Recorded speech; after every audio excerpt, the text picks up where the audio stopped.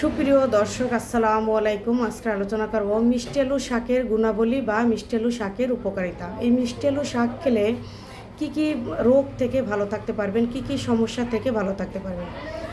মিষ্টি আলু শাকে রয়েছে vitamin A, C, K, fibre এবং অ্যান্টিঅক্সিডেন্ট সমৃদ্ধ একটি অত্যন্ত পুষ্টিকর খাবার।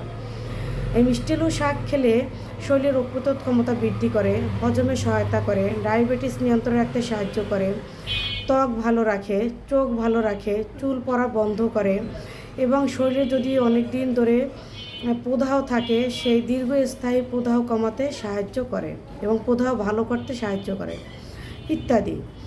এর আরও অনেক গুণাবলী রয়েছে, তো আমি কয়েকটি প্রধান উপকারিতার কথা উল্লেখ করলাম।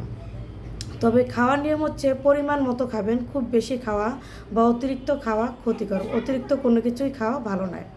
ধন্যবাদ সবাইকে।